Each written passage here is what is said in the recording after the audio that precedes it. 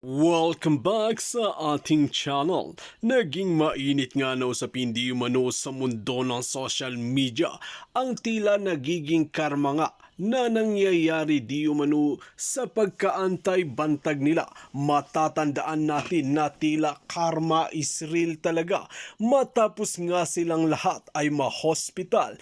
Nauna na dito si Boying Rimulya at sumunod pa yung isang vlogger na isang na-hospital na sa puso din at sumunod itong si Thinking Pinoy na ito. Matatandaan natin mga kaibigan ang sinabi noon ni Thinking Pinoy na talagang binabanatan nga itong si DJ Bantag ngunit natahimik nga ito ng matagal. Well mga kaibigan, ang maganda lang rito ay nakaligtas naman sila kahit papaano sa kanilang mga operasyon. Ngunit sana ay maging warning na ito sa kanila at magising sila sa katotohanan na hindi sila maninira ng isang tao na wala naman katuturan at wala naman talaga silang hawak na ebidensya. Dahil kung makikita natin mga kaibigan ay pare-pareho silang naho-hospital. Ito nga ang maganda at talagang nakakarma nga silang lahat sa kanilang kalokohan na ginagawa. Ang hinihintay ng lahat ay sino ang susunod na mahohospital at maooperahan na naman. Dito kasi natin mga kaibigan makikita kung gaano nga katapang itong si DJ Bantag na makipaglaban sa katotohanan. Hindi naman natin masasabi mga kaibigan na perpekto itong si DJ Bantag sa kanyang pamumuhay at sa kanyang pamamahala. Ngunit kitang-kita nga sa kanilang ginawa ngayon na talagang dihado nga si DJ Bantag at kung makikita natin ang ginawa niya noon sa Bucor nung siya ay nakaupo ay talagang ginagampanan niya ang kanyang trabaho bilang isang Chief of Bucor Bilibid at talagang pinipiga at pilit na binabago ang Bucor Bilibid na talagang tirahan noon at paggawaan ng mga pulburon. Ngunit ang nakakalungkot mga kaibigan, kung babalik nga tayo ngayon sa pag-iimbestiga ng ating mga kongrehista, ay tila nagbalikan ang mga kubol doon, ang mga illegal na equipment. Tila marami na silang hawak at hindi nga ito mapasurrender ni General Katapang kasi nga mga kaibigan, nagkakaroon talaga ng kababalaghan. Sa kabilang banda naman mga kaibigan ay talagang hindi nga pinakawalan ni Lisa Smugs itong si Jay Zonsa matapos ngang madismiss ang kanyang kaso, ngunit ayaw pa rin nilang pakawalan si Jason sa kulungan. Dito natin makikita mga kaibigan na ayaw na talagang pakawalan ng mga politiko ang nagbubulgar ng mga katotohanan. Well mga kaibigan, para nga sa karagdagang impormasyon, panoorin nga natin ang buong video.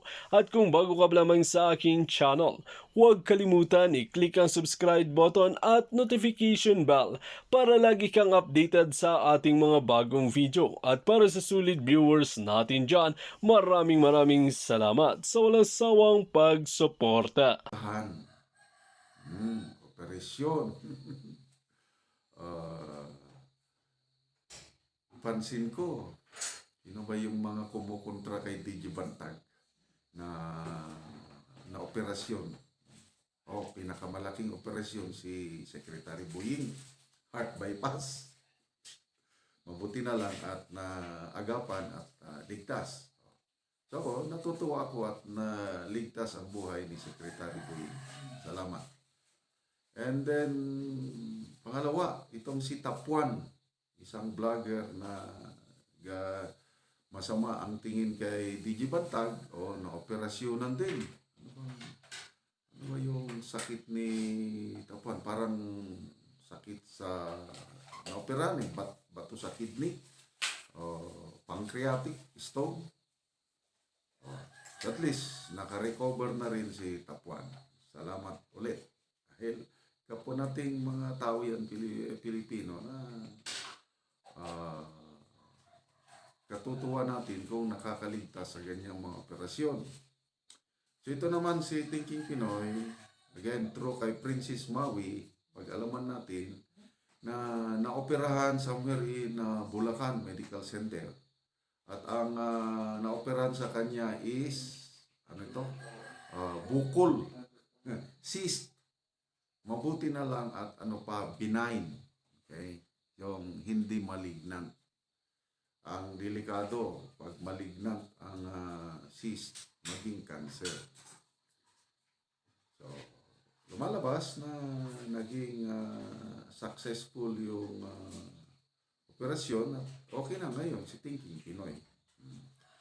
So, maalala ko lang si Thinking Pinoy nung kasagsagan ng investigasyon sa complaint versus kay DG Bantag, yung Percy Lapid and ito Villamor case, ay nakapagbiti siya ng mabigat na salita sa ating DG Bantag. Nakalimutan ko na yung exact word. Parang may tupak sa ulo, luko-luko,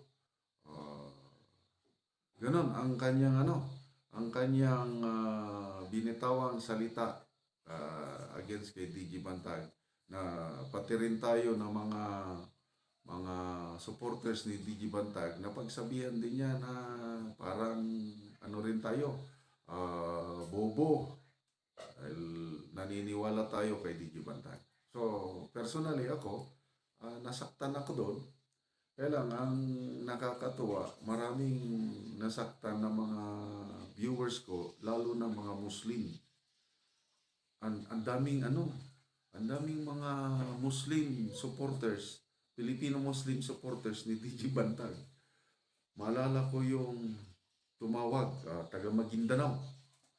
Galit na galit. Sir, pag nandito sa Mindanao yung Thinking Pinoy na yan, hindi na siya makakaalis na gano'n. Talaga, ibibitin namin ng patiwarik yung Thinking Pinoy na yan. Naniniwala kami kay Bantag. Ano pa?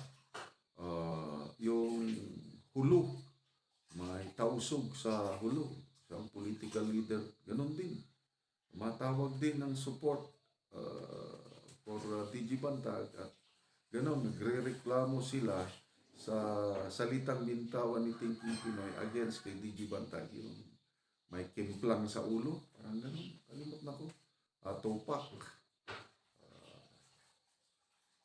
So, mga last month lang, may nakausap akong Maranao from Marawi. Tinawagan niya ako. Sabi, sir, nasa Cagayan ka ba? Pasyalan kita. Pinasyalan ako. Tapos, sabihin mo sir pag matuloy si DG Bantag na magkandidato by 2025 na senador, mag-volunteer ako tutulong. Yung bahay ko sa Marawi, yun na ang ating campaign headquarters sa Marawi and Lanao del Sur. So ako, natutuwa ako. Yung mga ganong show of support. Mayroon pa, isang retired colonel, Maranao din, tumawag sa akin. Sabi niya, sir, sumusuporta ako sa pagkatao, sa ni DG Bantag. Naniniwala ako na frame up lang siya. Sabi, salamat. So, meron ding mga OFW sa ba yun? Basta Middle East. Galit na galit. Yung mga OFW, mga Muslim ito, tumatawag. They are expressing their support. Sabi niya, sir, yung lugar namin, taga Maguindanao pa rito. Bumalik na ang droga sa aming lugar. Kaya dapat si Bantag ang kailangan natin dahil siya lang ang may tapang na labanan ang mga drug lord. So, nanghihinayang kami at nawala na siya sa Pucor. So, ganun ang aking So, salamat sa mga Bantag team supporters, lalo ng mga kapatiran nating Muslim. Meron pa. Nag-message sa akin yung pagtago-tago. Sabi, sir, kung makontak mo si DG Bantag, sabi mo, welcome siya dito sa Mindanao, magtago. Ang daming nagmamahal sa kanya dito na, binanggit niya, Muslim, Katutubo, and even Christian. Yung tri-people of Mindanao, Muslim, Lumad, at saka Christian. Maraming nagmamahal. pwede siyang magtago dito at tutulungan namin. Ganun, mga show support. Anyway, balik tayo kay Thinking Pinoy. Salamat naman at benign. Benign. At successful yung operation. Good luck, Thinking Pinoy, sa iyong pagbalik eskwela. At yan, ganyan lang talaga ang buhay. Lesson learned. Yung kinakain natin. Kasi ang natutunan ko sa buhay, karamihang sakit na dumarapo sa atin is nasa pagkain. Nung hindi pa ako nag-lifestyle change, yung wala kong diet, hindi ko binabantay yung pagkain ko, ang dami kong sakit. Ngayon,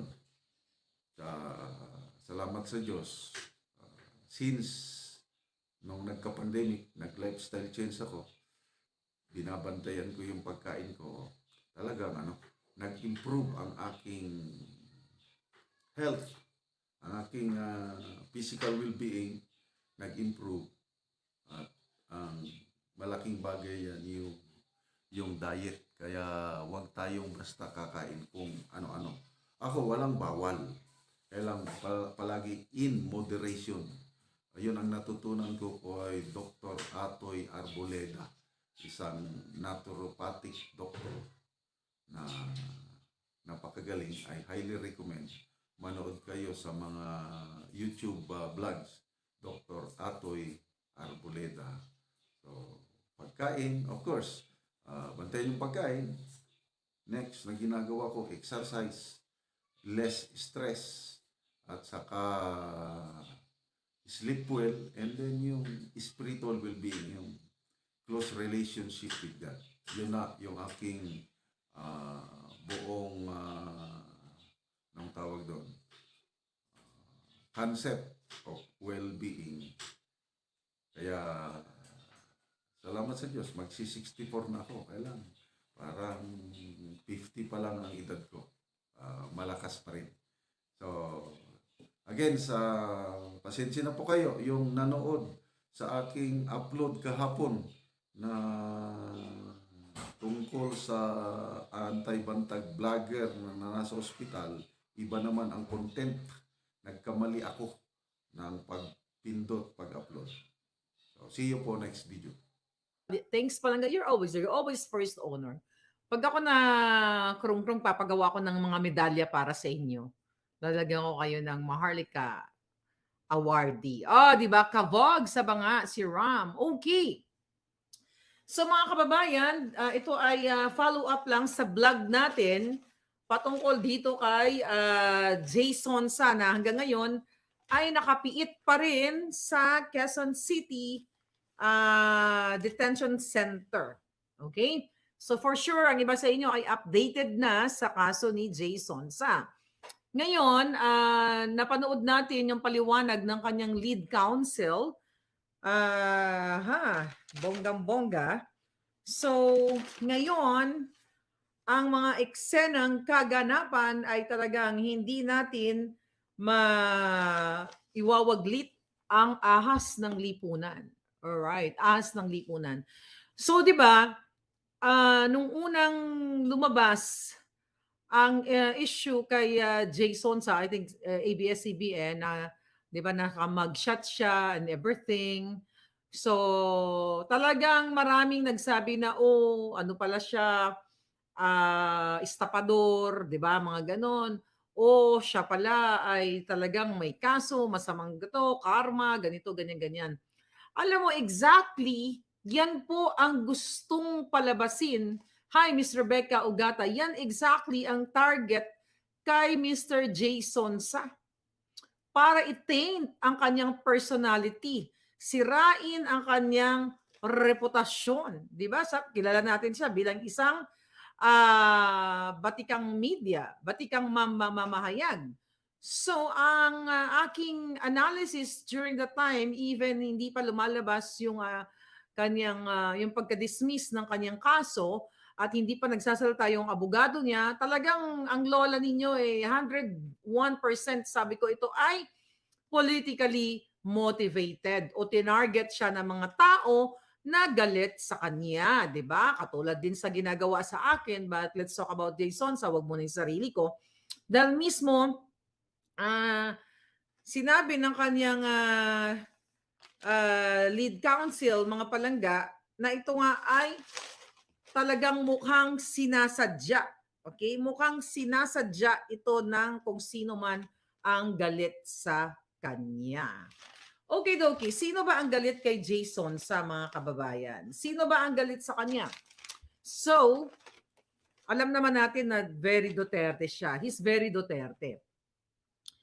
Ngayon, mga kaibigan, dun sa explanation ng kanyang abogado, ay sinasabi niya na ito palang kaso ni Jason sa ay wala silang kaalam-alam. So ano ibig sabihin nito, mga palangga? Bakit wala siyang kaalam-alam? So ang kanyang lead counsel ay si Attorney Israelito Torion. Okay? So sinasabi ni ni Attorney Torion doon sa kanyang interview sa SMNI na talagang mukhang tinarget ang kanyang kliyente. Kasi unang-una, yung kaso na large-scale illegal recruitment at syndicated estafa, 'di ba? Na nabigla na lang sila na mayroon pala siyang ganung case na imagine mo ang explanation doon 2015 nung tumakbo siya sa as I think Senate, 'di ba? Sa Senado, tumakbo siya or VP ba 'yon? Basta tumakbo siya ay talaga namang wala naman silang, kapag wala talaga, zero information na si Jason sa ay mayroong kaso. So again, nalaman na lang nila nung July 18 kung saan nga ay dinampot siya sa airport dahil nga sinasabi na ikaw ay may nakabinbin na warrant of arrest. So ang ginawa ni Jason sa ay tinawagan niya nga ang kanyang abogado na si Attorney Torion at doon na pag-alaman nila na mayroon nga daw na ron siyang pending na large-scale illegal recruitment at syndicated estafa filed in 2000 and 2008. Then yung mga kaso na yon is non-bailable. Non-bailable. So sinasabi doon na sa statement ng abogado na ito ay 11 complainants. Okay? May mga individual complaint doon sa 11 na yon, doon pinagsama-sama yung 11 na complainant na yon against him and 7 other people doon sa Smart Incorporated na agency kung saan kinabibilangan ni, o kumbaga siya ay part doon sa company na yon, corporate incorporator siya, isa sa mga incorporators. Then mga kababayan, yung mga case na yon is supposedly it is non-bailable. But dahil nga, ayon sa explanation ng abogado na si Attorney Torion, na yung charge sa kanya kay Jason sa, na bilang isa siya nga sa incorporators nitong Smart Incorporated na manpower agency kung saan nagpapaalis papuntang Canada, Amerika, 'di ba? Doon daw sa complainant hindi nakasaad kung ano yung charge sa kanya. Walang specific kung ano yung kaso, basta nakaalagay lang yung pangalan niya, mga kababayan.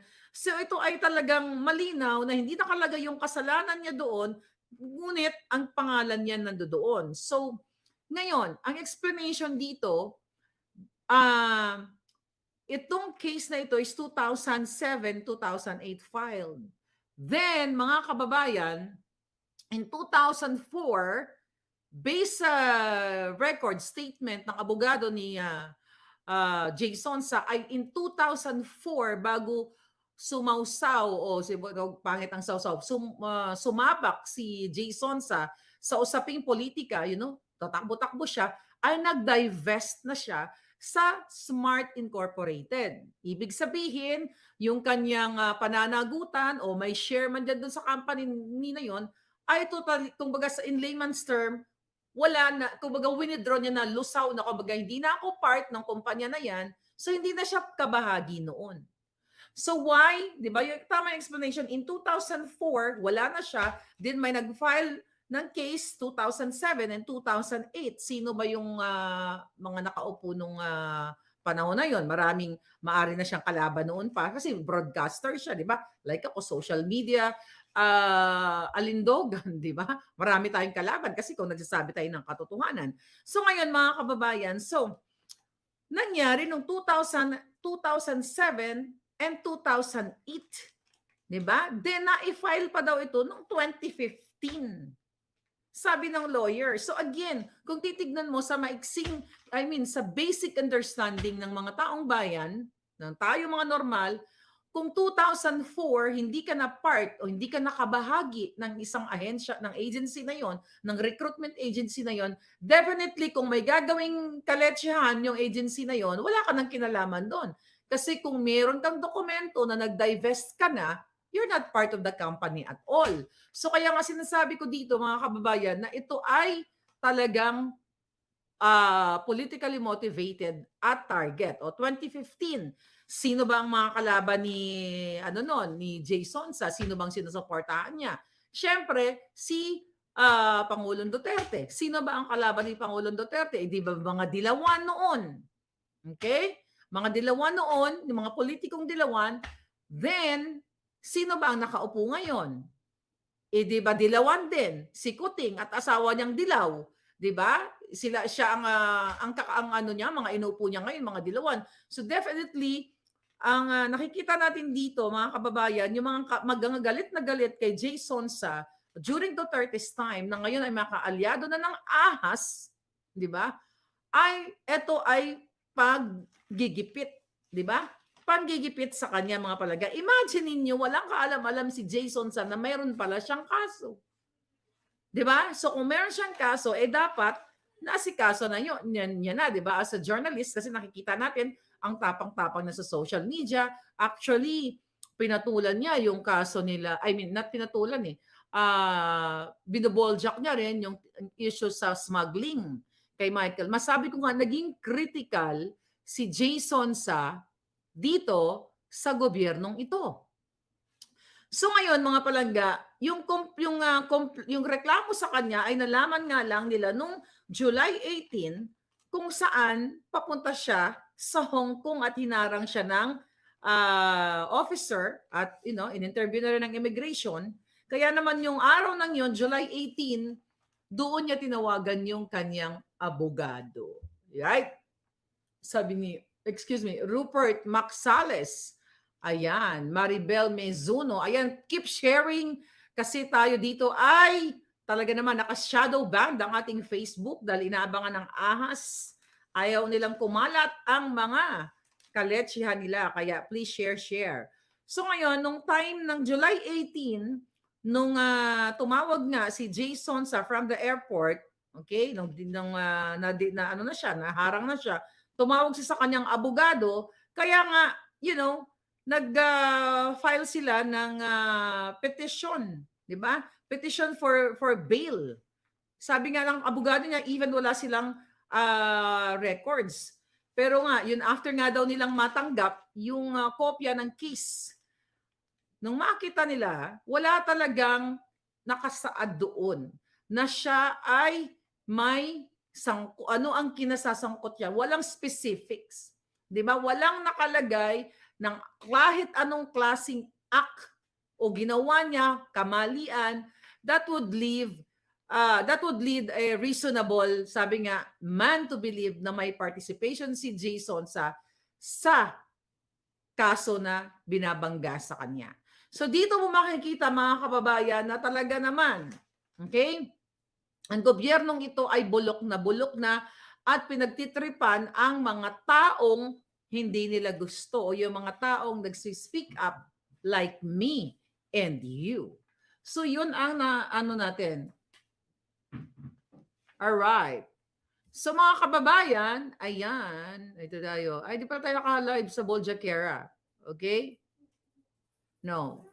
It's okay. Live tayo sa Boljakera. Di pa tayo naka-live sa Boljakera, so we're gonna go live in Boljakera. Okay? Sorry. Darling. Alright. So ngayon, shared na, sabi ni Tina Pai.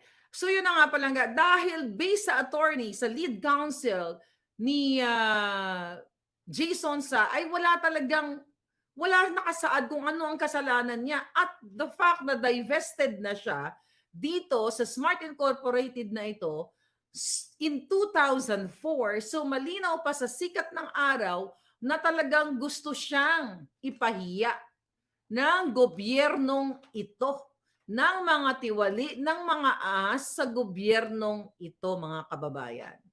So ang ano nila, ano ngayon ng ahas ay lagyan ng butas, lagyan ng kaso, hanapan ng mali ang mga taong hindi nila gusto. So, imagine nyo, paulit-ulit na ang complainant happened in 2007. Ang complaint ay nangyari noong 2000 and 2008. Tapos wala ka na sa company, wala ka ng kinalaman. Di ba?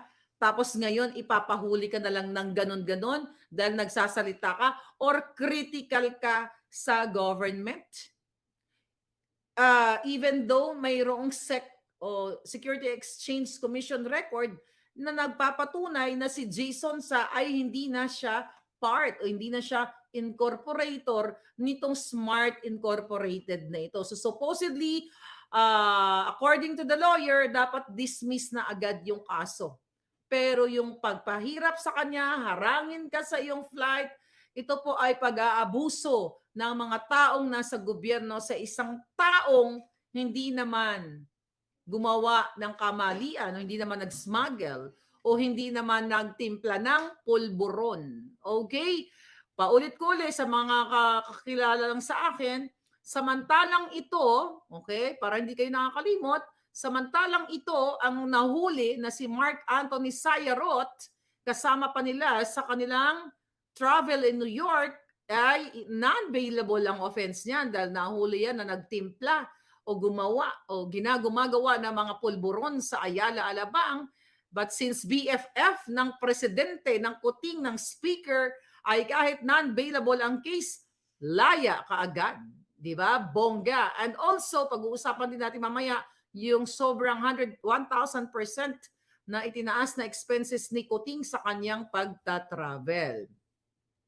So ito pa, ayan, di ba? Itong mga ito na sangkot sa smuggler, talagang protektado. Sabi ko nga, ayan si Michael Ma, hanggang ngayon, nakaipit pa rin sa kilikili ni Lisa yung taong yan, at may pa-PSG pa yan, may pa-security pa yang mga taong yan.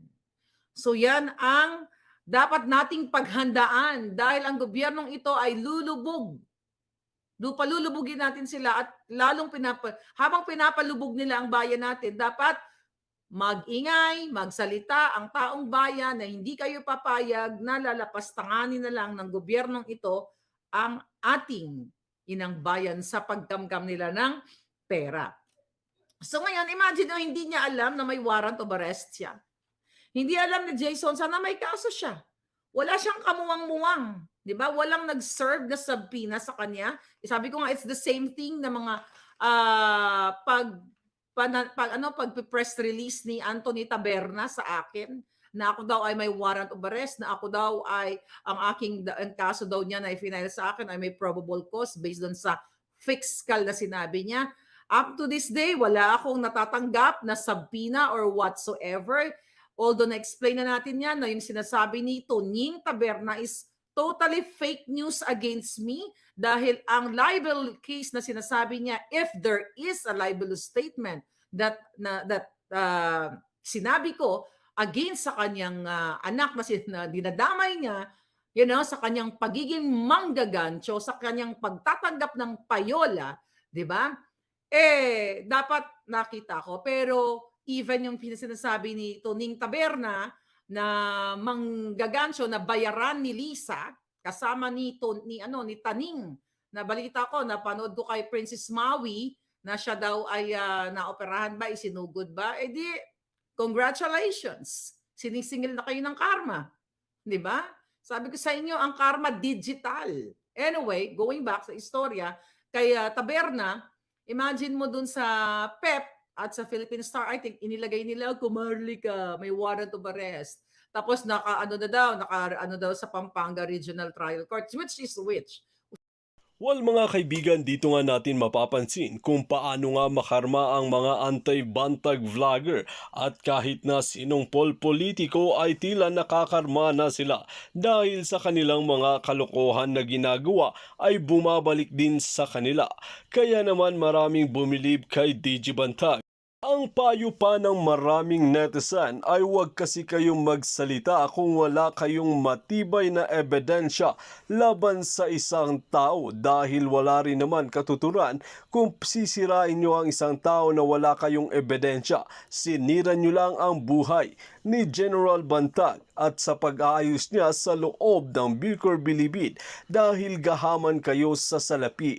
Well mga kaibigan, kung kayo ang tatanungin ano ang inyong mga opinyon, just comment below sa ating comment section at ating pag-uusapan.